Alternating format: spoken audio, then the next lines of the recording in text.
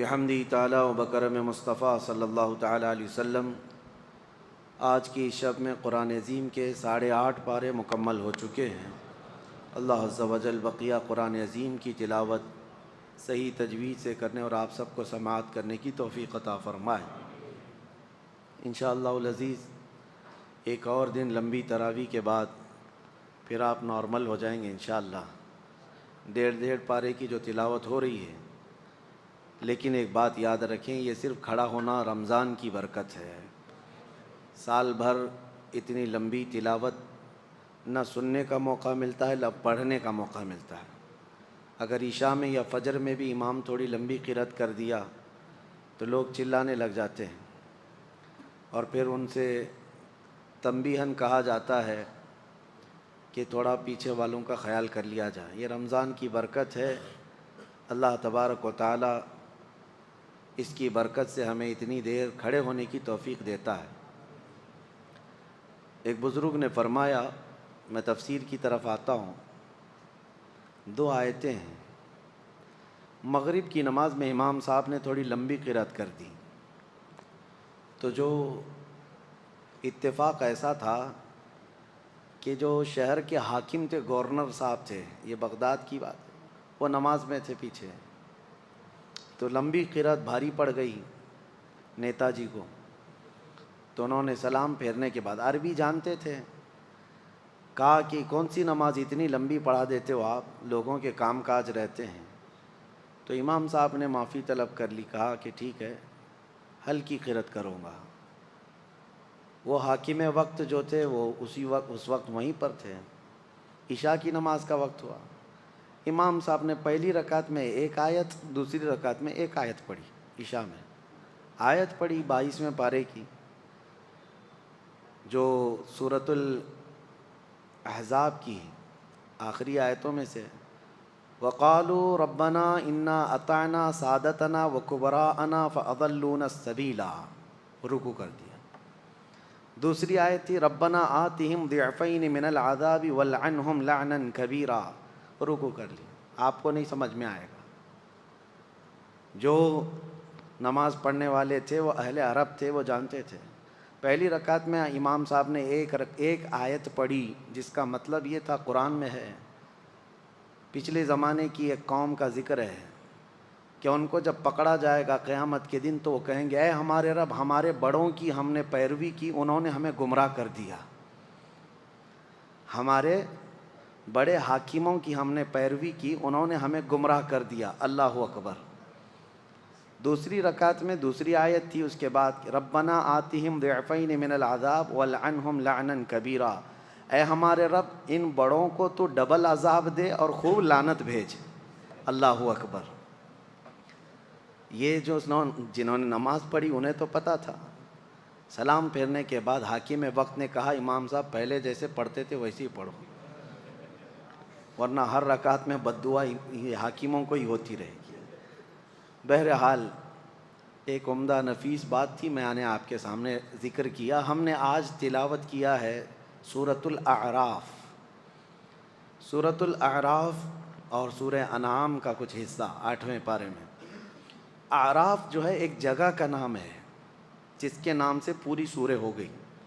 جنت اور دوزخ کے بیچ میں ایک جگہ ہے جس کو اعراف کہا گیا ہے، اور ان کا تذکرہ آیا ہے، ونادا اصحاب الاعراف، اعراف والے پکاریں گے، جنتیوں کو بھی پکاریں گے، جہنمیوں کو بھی۔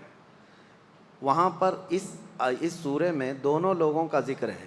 پہلے جنتی لوگ آواز دے کر بلائیں گے، ونادا اصحاب الجنت اصحاب النار، یعنی جنت والے جو ہے دوزخ والوں کو پکار کر کے کہیں گے کیا، ان قد وجدنا ربنا حقا وعدنا حقا فهل وجدتم ما وعد ربكم حقا۔ جنت والے یہ کہیں گے، ہمارے رب نے ہم سے جو وعدہ کیا تھا وہ تو پورا کر دیا، ہمیں جنت دے دیا، تمہارا خدا جو تم سے وعدہ کیا تھا کیا تم نے بھی وہ وعدہ پورا دیکھ لیا؟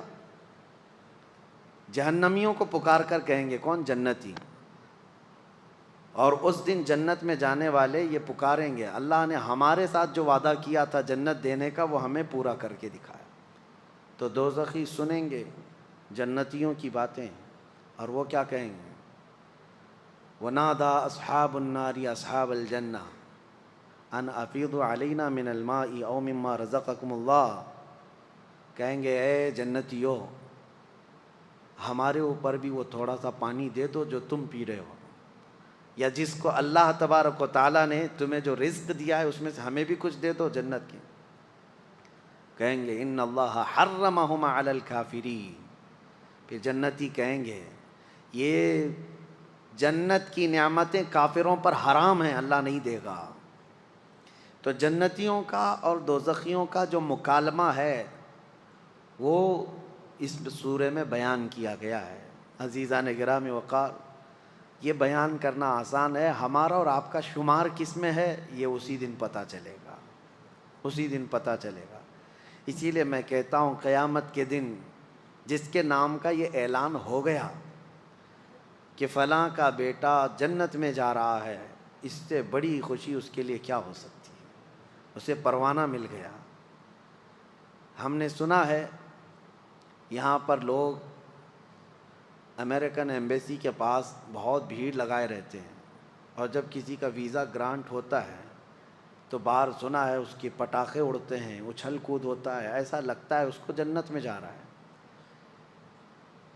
اور ایک بار دیکھا بھی سڑک پر پورے رشتہ دار سب پٹاخے اڑا رہے، ایسا لگ رہا ہے کہ بہت بڑی نعمت اس کو مل گئی۔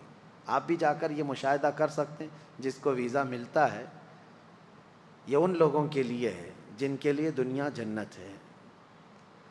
اب آپ اندازہ کریں جائے گا تو کیا ہوگا، تھوڑا سا سیٹل ہونے کی کوشش کرے گا، اس سے زیادہ کیا ہے۔ تو جب قیامت کے دن جس کو ہمیشہ کی جنت سنائی جا رہی ہوگی، اس کی خوشیوں کا ٹھکانہ کہاں ہے، وہ کتنا خوش ہوگا اس دن۔ اللہ کریم ہمیں جنتیوں میں شمار فرمائے۔ میرے عزیزو، اسی سورۃ الاعراف میں اللہ تعالیٰ نے خلق آدم یعنی حضرت آدم علیہ السلام کی پیدائش کا ذکر بھی فرمایا۔ اللہ تعالیٰ فرماتا ہے ثم خلقناکم ثم صورناکم وَلَقَدْ خَلَقْنَاكُمْ ثُمَّ صَوَّرْنَاكُمْ، ہم نے تم کو پیدا کیا اور بہترین صورت دی، آدم علیہ السلام کو پیدا کیا۔ ثُمَّ قُلْنَا لِلْمَلَائِكَةِ اسْجُدُوا لِآدَمَ، پھر ہم نے تمام فرشتوں سے کہا آدم کو سجدہ کرو، فَسَجَدُوا إِلَّا إِبْلِيسَ، سبوں نے سجدہ کیا سوائے ابلیس کے۔ یہ واقعہ بارہا آپ نے سنا۔ آدم علیہ السلام کو اللہ تعالیٰ نے کیسے پیدا کیا، ایک ترتیب ہے اس میں۔ زمین کی مختلف جگہوں کی مٹی اٹھائی گئی، ہر جگہ کی مٹی اٹھائی گئی اور گوندھا گیا، اور اس کو جنتی پانی سے گوندا گیا، اور پھر اس کو جو شکل دی وہ اللہ تعالیٰ کی مرضی سے۔ انسان کی جو شکل ہے وہ کسی اور کو نہیں دی گئی ہے۔ اچھا ایک بات میں آپ کو بہت نقطے کی بتاؤں، یہ جو شکل ہے نا ہماری، آپ کی، میری، سارے انسانوں کی، دوزخیوں کو جب ڈالا جائے گا دوزخ میں اس شکل کے ساتھ نہیں ڈالا جائے گا، یہ شکل اللہ کو پسند ہے۔ آپ کو میں بتاؤں اس شکل کے ساتھ کوئی بھی جہنم میں نہیں جائے گا، جہنمی کی شکل ہی الگ ہے۔ حضور صلی اللہ علیہ وسلم نے فرمایا جہنمی کی شکل کہ اگر وہ بیٹھ جائے مکہ اور مدینے کے درمیان جو مسافت ہے وہ پوری گھیر لے گا، یعنی 450 کلومیٹر کا چوڑا ہوگا۔ 425 کلومیٹر مکہ اور مدینے کے درمیان ہے۔ حضور فرماتے ہیں ایک جہنمی اتنا چوڑا ہوگا، اتنا بڑا اونچا ہوگا۔ عذاب بھی تو چکنا ہے، یہ چھوٹے جسم کو کیا عذاب ہو، بڑا بنایا جائے گا اور اس کو عذاب چکھایا جائے گا۔ اس کے کانوں کے بارے میں کہا گیا ہے کہ ایک ایک پہاڑ کے برابر تو ایک کان ہوں گے اس کے۔ شکل بہت الگ ہوگی دوزخ میں جانے کی۔ اب ایک بہت نفیس بات میں آپ سے کہہ رہا ہوں، کیا ہی عمدہ بات کہی مفسرین نے کہ آخر اس شکل میں کیوں نہیں ڈالا جا رہا ہے۔ فرمایا گیا اس لیے کہ اللہ کے محبوب کی بھی یہی شکل ہے، اور اللہ اپنے محبوب کے مثل شکل کو دوزخ میں ڈالنا نہیں چاہتا، شکل بدل دی جائے گی۔ لیکن میرے عزیزو ایک بات خلقت آدم کو ذکر کرنا ہے تو یہاں ایک چھوٹی سی بات ایولیوشن کے متعلق بھی عرض کر دوں۔ ڈاروینزم آپ کو پتہ ہے، ایک سائنٹسٹ ہے جس نے ایک تھیوری لوگوں کے سامنے پیش کی، اور کچھ انت بھگت ہیں آنکھ بند کر کے یقین کرتے ہیں کہ ہم بندر کے بچے ہیں۔ ہاں، ترقی کرتے کرتے اب یہ انسان ہو گئے، اور اس پر ان کا ایسا یقین ہے کہ پہلے جو تھے بندر تھے، اور بندر سے پیدا ہو کر کے، یہ پڑھا ہوگا نا اپنے سائنس میں، تاریخ میں، ہسٹری میں کہیں تو پڑھا ہوگا، ڈاروین کا نظریہ۔ ڈاروین کتنے سال پرانا ہے، لیکن اس کے نظریے کو آج پوری دنیا میں پھیلا دیا گیا۔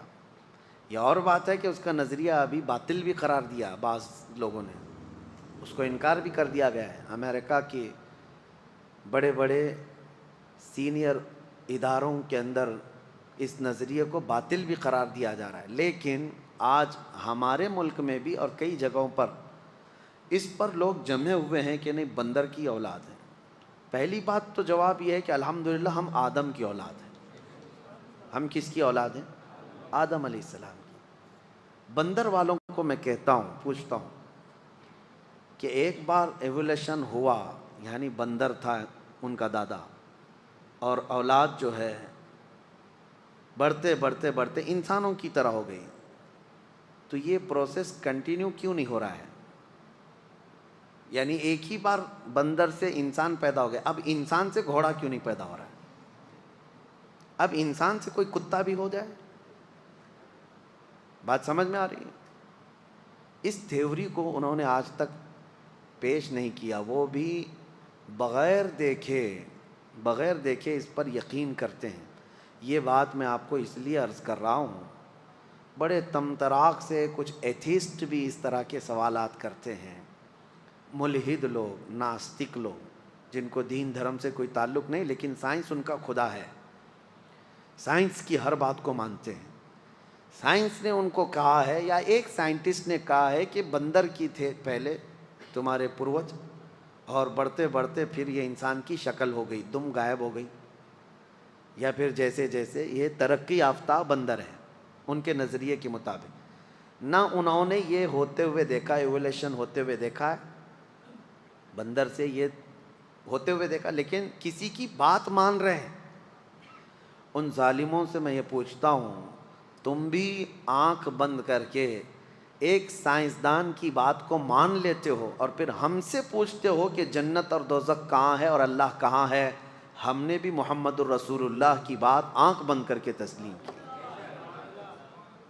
فرق کیا ہے؟ ہمارے اوپر وہ یہ بلیم کرتے ہیں کہ انہوں نے، مسلمانوں نے کچھ دیکھا نہیں، جنت دیکھا نہیں، دوزخ دیکھا نہیں، لیکن مان رہے ہیں۔ تم نے کون سے تمہارے پروجوں کو دیکھا کہ بندر تھے؟ نہیں دیکھا، لیکن مان رہے ہیں۔ بہت سارے نظریے ایسے ہیں۔ ابھی آپ سے میں سوال کرتا ہوں، دنیا اسکوائر ہے یا گول ہے؟ پرتھوی، زمین گول ہے؟ سب مانتے ہیں۔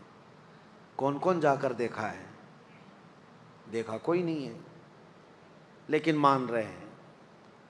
جنہوں نے دیکھا وہ سائنسدان لوگ ہیں، یا انہوں نے سیٹلائٹ کے ذریعے سے مشاہدہ کیا اور دنیا کو یہ بتایا کہ زمین راؤنڈ ہے، گول ہے۔ اب اس کی بات پر یقین ہے، اس کے آلے پر، اس کی مشین پر یقین ہے، باقی پریکٹیکلی دیکھنے کے لیے ابھی کچھ ہے نہیں ہمارے پاس، کہاں جا کر کے دیکھیں گے کہ راؤنڈ ہے کہ اسکوائر ہے، کیسی ہے، لیکن مان رہے ہیں آپ۔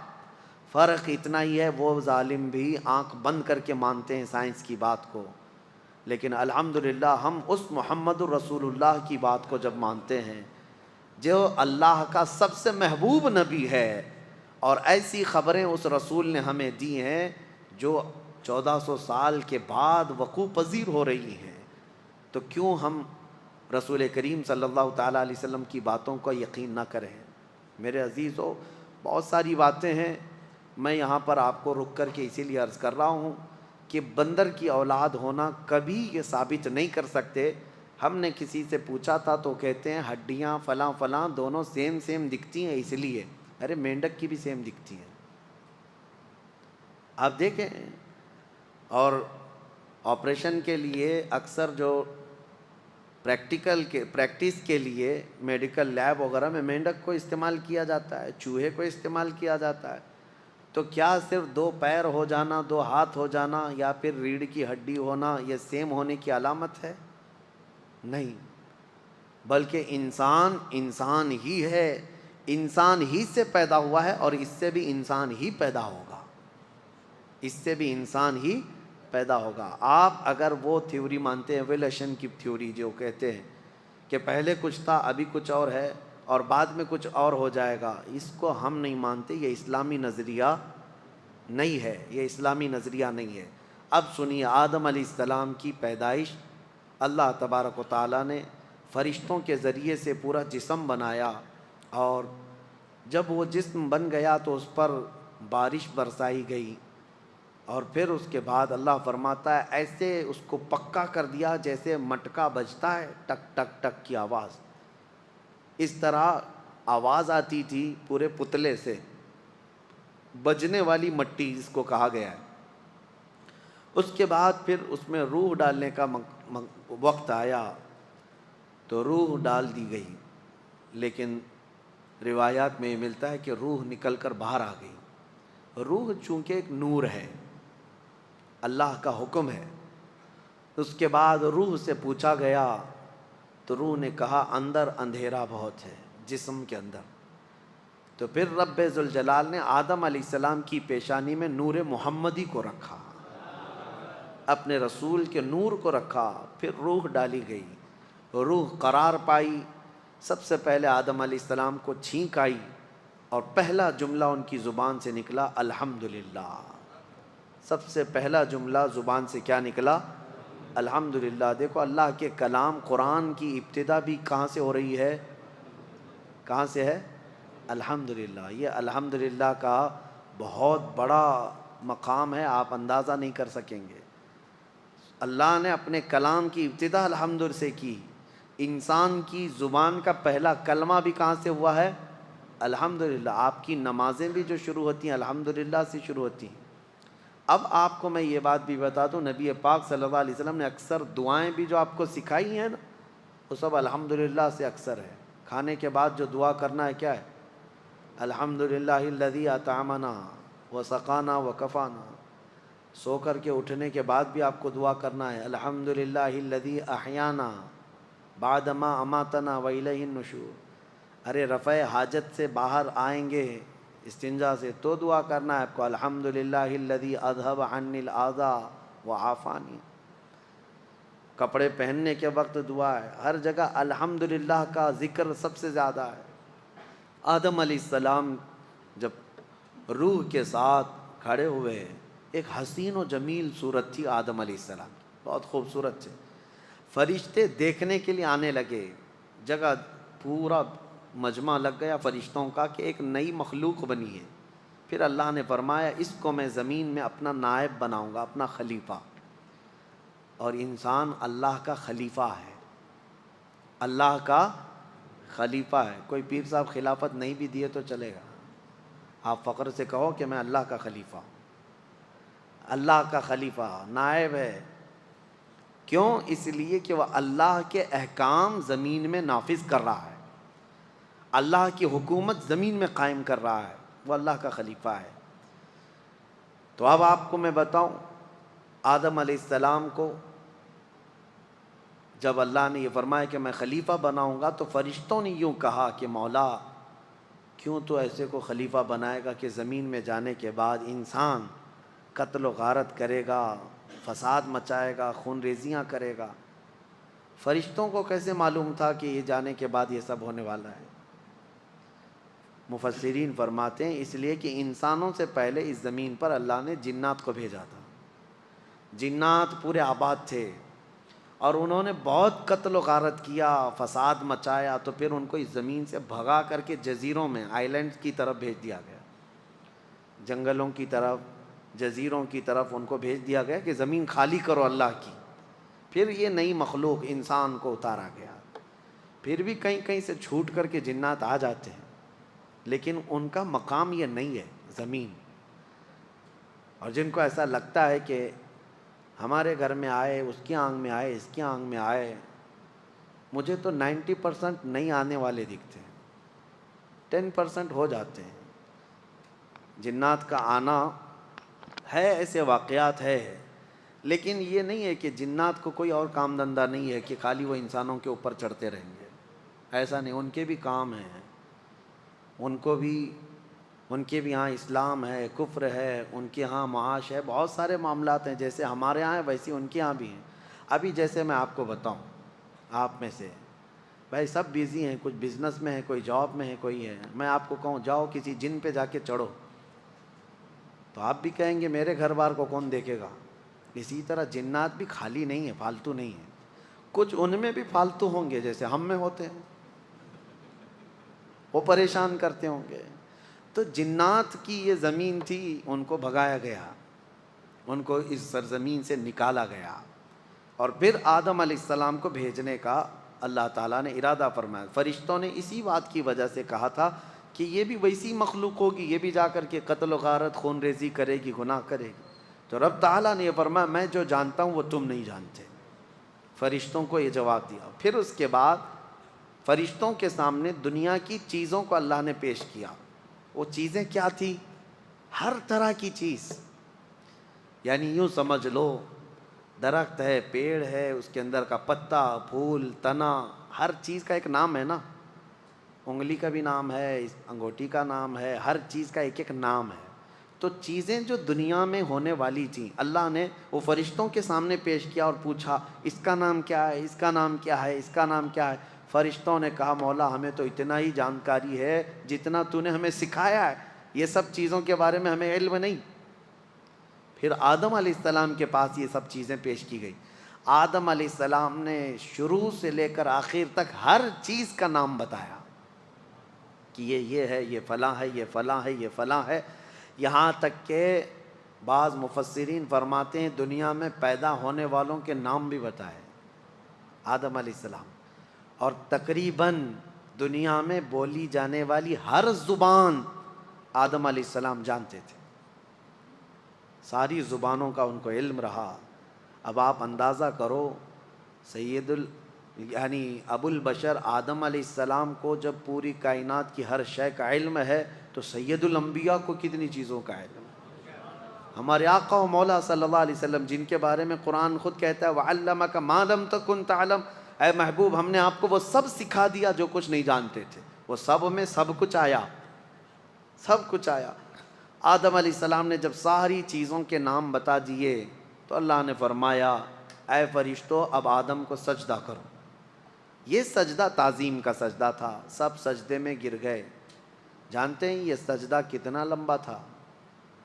یہ سجدہ 500 سال کے قریب کا تھا، فرشتوں کا سجدہ۔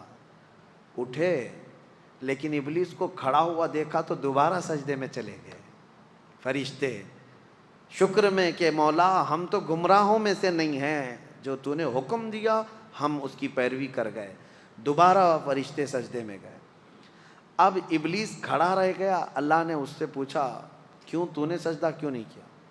اس نے جواب میں کہا انا خیر منہ، میں اس سے بہتر ہوں آدم سے، مجھے تو نے آگ سے بنایا اور اس کو مٹی سے بنایا، آگ اوپر ہوتی ہے مٹی نیچے ہوتی ہے۔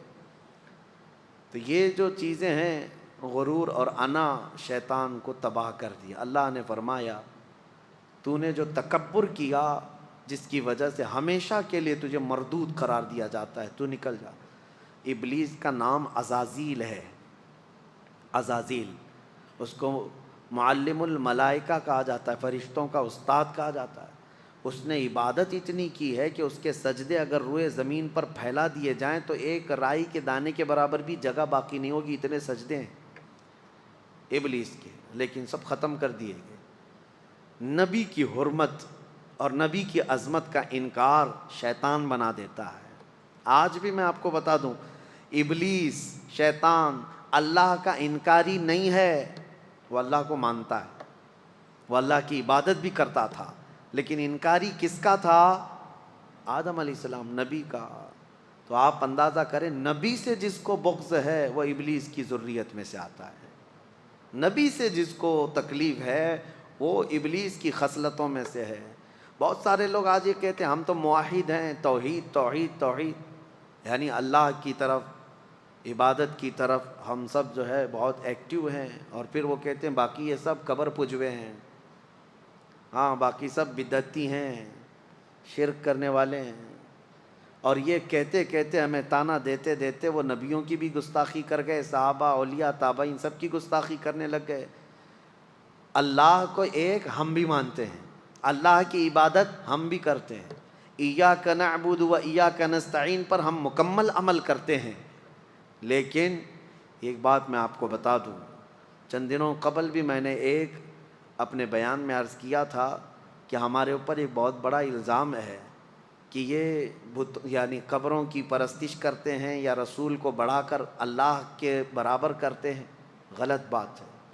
ایک جانکار آدمی جو دانشور کہے جاتے تھے، اس بڑے آدمی نے ایک جھوٹا شعر اعلیٰ حضرت کی طرف منسوب کر دیا. یوں کہا کہ دیکھو مولانا احمد رضا خان صاحب یہ کہتے ہیں وہی جو مستوی عرش تھا خدا ہو کر، اتر پڑا ہے مدینے میں وہ مصطفیٰ ہو کر. ان کا شعر ہے، یعنی جو خدا آسمانوں میں مستوی تھا وہ مدینے میں مصطفیٰ بن کر کے اترا ہے. کیا آپ کا یہ عقیدہ ہے؟ کیا نبی پاک صلی اللہ علیہ وسلم کی شکل میں اللہ اترا ہے؟ ایسا اگر کوئی عقیدہ رکھتا ہے تو ہم اس کو مشرک کہتے ہیں. حلول کا عقیدہ ہمارا نہیں ہے، یہ اعلیٰ حضرت کا شعر ہے ہی نہیں. لیکن تم طراق سے کچھ لوگ ان کی طرف منسوب کر کے اور اس پہ بھی بڑے بڑے بیانات بھی دے جاتے ہیں. بیچاروں کے علم کی کمی ہے. میں آپ کو بتاؤں، امام اہل سنت فاضل بریلوی نے حلول کا عقیدہ تو چھوڑو، قبروں کے سامنے جھکنے کو منع فرمایا، قبر سے 4 قدم دور کھڑے ہونے کا حکم دیا، قبر کو چومنے سے بھی منع کیا، سجدہ تو دور کی بات ہے چومنے سے بھی منع کیا، دور کھڑے رہے. عبادت ہمارے ہاں صرف اور صرف اللہ رب العزت کی ہے، صرف اللہ رب العزت کی ہے. نبی پاک صلی اللہ تعالیٰ علیہ وسلم کی ہم عظمت کرتے ہیں. اب میں آپ کو بتاؤں ان میں اور ہم میں فرق اتنا ہی ہے کہ وہ توحید کے نام پر نبی کو گرا دیتے ہیں، لیکن ہم کیا کہتے ہیں؟ میں مانتا ہوں اے عقل والو میرا محمد خدا نہیں ہے، مگر دلوں میں یہ نقش کر لو کہ وہ خدا سے جدا نہیں ہے. یہ ہمارا، ہم نبی اکرم صلی اللہ تعالیٰ علیہ وسلم کی عظمت کو دل و جان سے تسلیم کرتے ہیں. اسی لیے اعلیٰ حضرت نے فرمایا ہے مومن وہ ہے جو ان کی تعظیم پہ مرے دل سے. مومن وہ ہے جو ان کی تعظیم پہ مرے دل سے. نجدی بھی تو کرتا ہے تعظیم مرے دل سے، نجدی بھی تو کرتا ہے تعظیم دونوں جگہ مرے دل کا مطلب سمجھ گئے نا؟ ہاں ہوشیار لوگ ہیں سمجھ جائیں گے.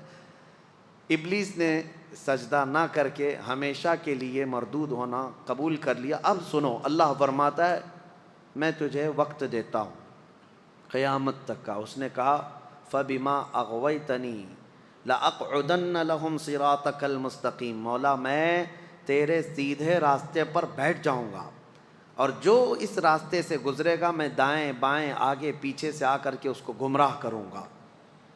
اللہ تعالیٰ نے فرمایا ٹھیک ہے تو گمراہ کرتے رہے، لیکن اللہ فرماتا ہے لَأَمْلَأَنَّ مِنْكَ وَمِمَّنْ تَبِعَكَ، یعنی جہنم کو میں تجھ سے اور تیرے پیروکاروں سے بھر دوں گا.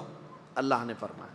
اب یاد رکھو میرے عزیزو، جو ابلیس کے پیچھے چلا اللہ اس سے دوزخ کو بھر دے گا. اب اس نے سٹارٹنگ کہاں سے کیا؟ شروعات کہاں سے کی؟ آدم علیہ السلام کو پیدا کرنے کے بعد اللہ نے آدم علیہ السلام کو جنت میں رکھا. جنت میں. ہمارا اصلی گھر کہاں ہے؟ ہمارے باپ کا گھر جنت ہے.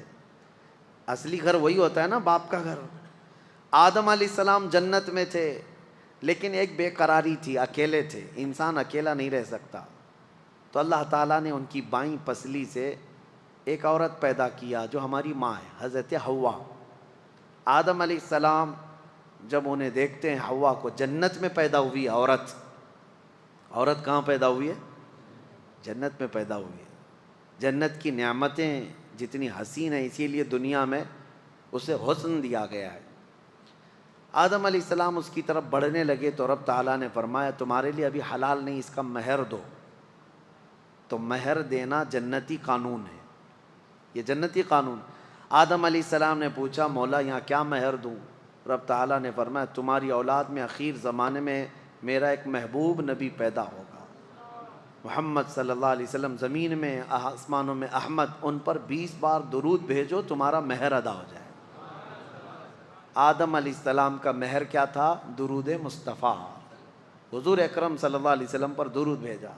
اب حضرت حوا اور آدم علیہ السلام ساتھ ساتھ رہ رہے تھے، اچھے خاصے رہ رہے تھے، لیکن ایک آرڈر تھا ان کو دونوں کو، لا تقربا هذه الشجرہ، ایک درخت کی طرف اللہ نے حکم فرمایا تھا اس کے قریب مت جانا۔ وہ درخت جنت میں ہے لیکن اللہ کی حکمت، منع کیا گیا تھا قریب مت جانا اس درخت کے، اگر جاؤ گے تو پھر غلط ہو جائے گا، غلط ہو جائے گا، تو وہ نہیں جاتے تھے۔ اب شیطان کا جو مقابلہ شروع ہوا انسان کو گمراہ کرنے کا، تو وہیں سے شروع ہوا۔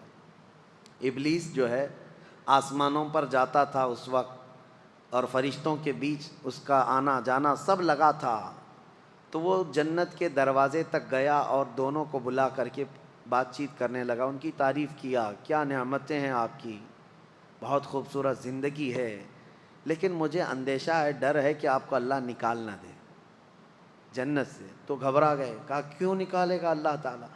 کہا اس لیے کہ وہ درخت جو ہے اسی کے اندر حکمت ہے، وہ جو کھا لے گا اس کا پھل وہ ہمیشہ جنت میں رہے گا، نہیں کھائیں گے تو نکلنا پڑ سکتا ہے۔ اس نے ایسی پٹی پڑھائی، یعنی جس کو کہتے ہیں گمراہ کرنے کے طریقوں کے ساتھ۔ آدم علیہ السلام کے پاس اس نے اس طرح کہا، آدم علیہ السلام پھر بھی منع کرتے رہے، نہیں میرے رب کا حکم ہے میں نہیں کھاؤں گا۔ لیکن بی بی حوا نے کہا آپ نہیں کھائیں گے، میں توڑ کے لاتی ہوں، میں توڑ کے لاتی ہوں، پھل کھا لیں گے دونوں۔ اللہ نے قریب جانے سے منع کیا، کھانے سے منع تھوڑی نہ کیا۔ یہ بھی شیطان کی دلیل تھی، شیطان کی دلیل۔ کچھ لوگوں کے پاس ابھی ایسی منطق ہوتی ہے، لفظوں کی منطق، یہ نہیں کہا یہ نہیں کہا، مقصد کیا ہے اس کا وہ تو پتہ ہے۔ تو حضرت حوا نے کہا میں توڑ کر کے لاتی ہوں، وہ توڑ کر کے لے بھی آئی۔ وہ کس چیز کا پھل تھا واللہ عالم، درخت سے پھل لے کر کے آئی۔ آدم علیہ السلام نے آدھا کھا لیا، وہ بھی آدھا کھا لی، جیسے ہی کھائے ان کے کپڑے اتر گئے، جنت میں ہی سے لباس اتر گیا پورا۔ وہ گھبرائے بہت زیادہ، شیطان اپنا کام کر چکا تھا، وہ چلا گیا۔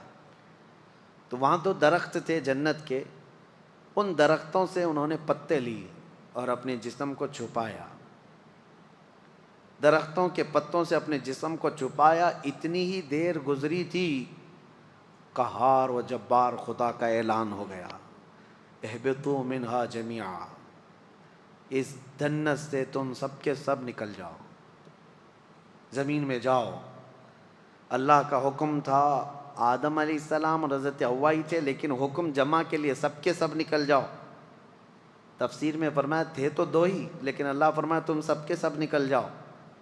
حکم کا مطلب مفسرین فرماتے ہیں آدم علیہ السلام کی پیٹھ میں جتنی اولاد تھی سب سے کہا گیا سب نکل کے جاؤ، سب کو حکم تھا کہ سب نیچے آؤ۔ آئے، لیکن اللہ تعالیٰ نے سب کو الگ الگ جگہ اتارا۔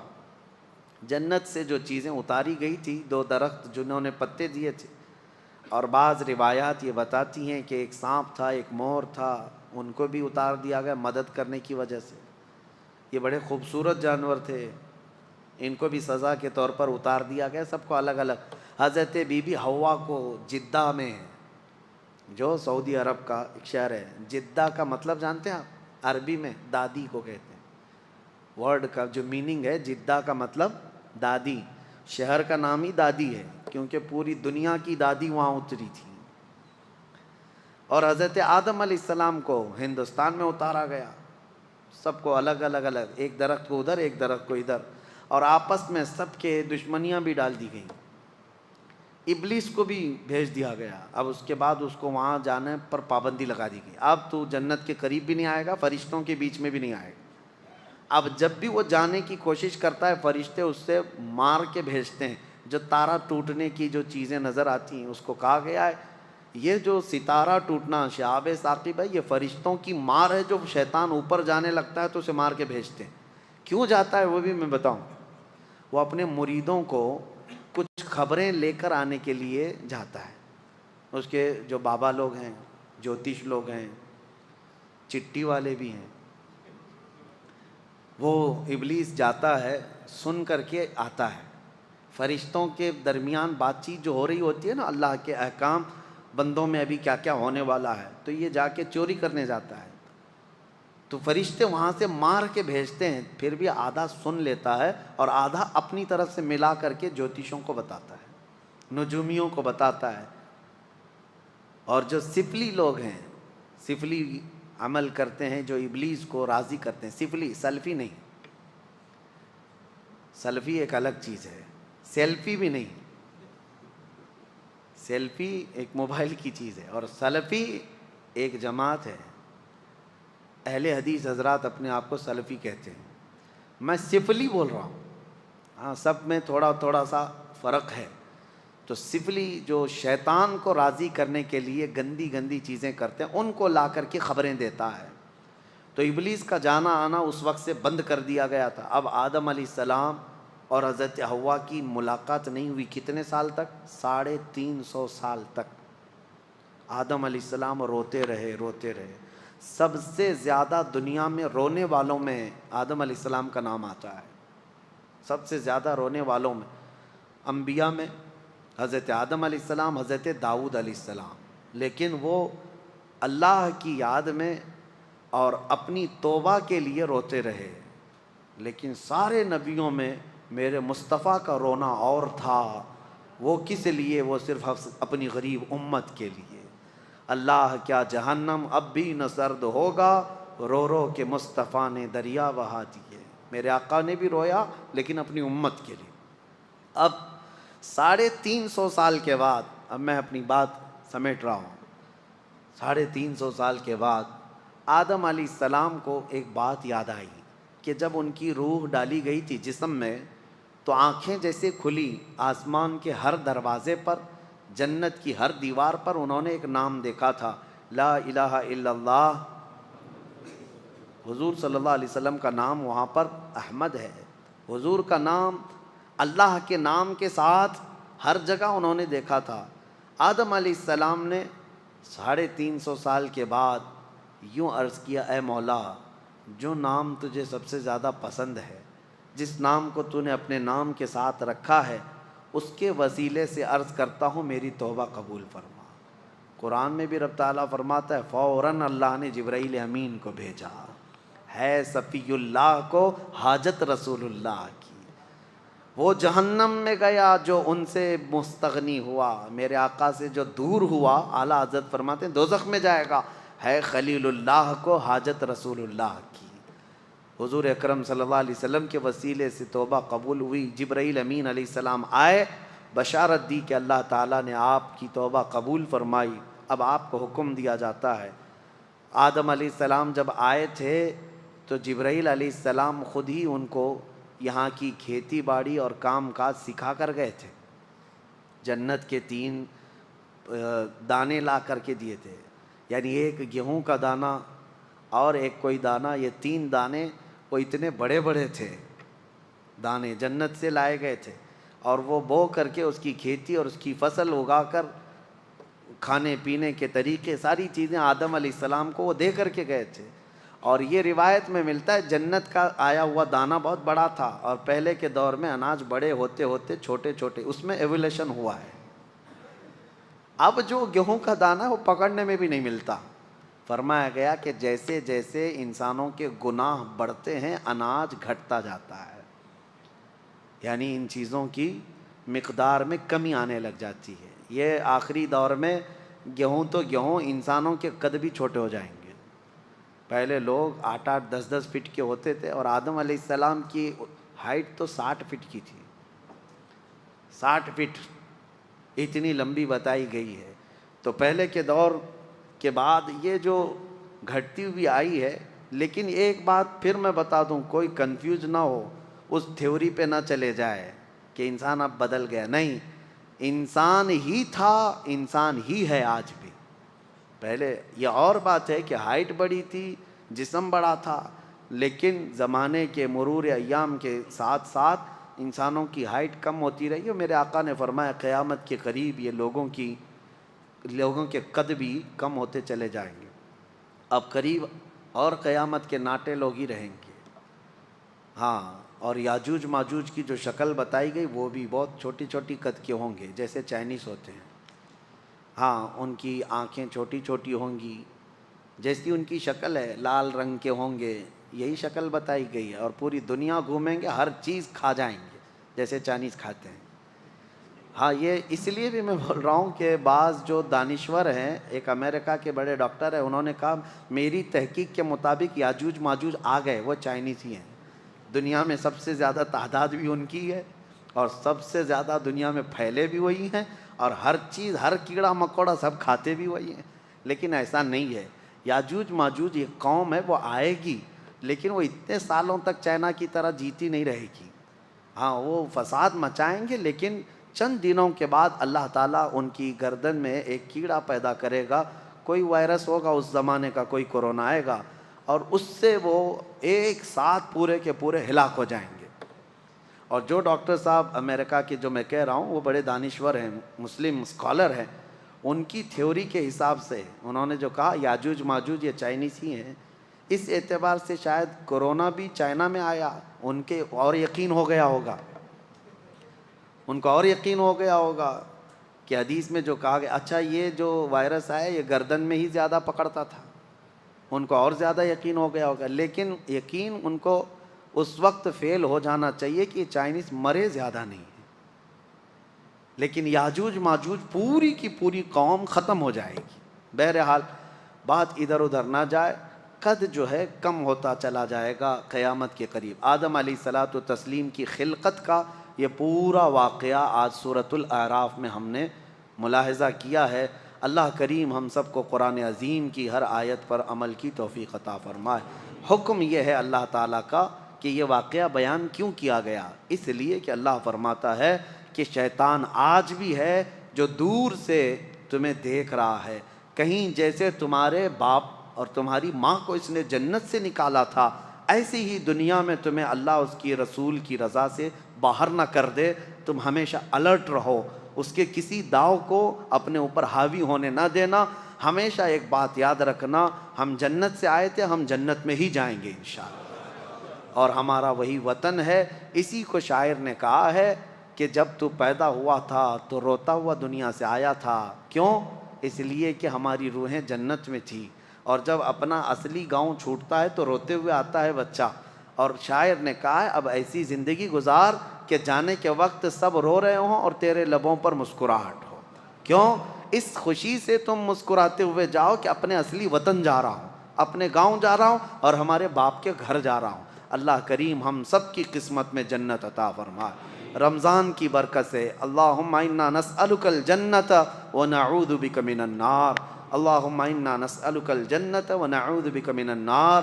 اللہم انا نسألک الجنت ونعوذ بک من النار. وآخر دعوانا ان الحمد للہ رب العالمین.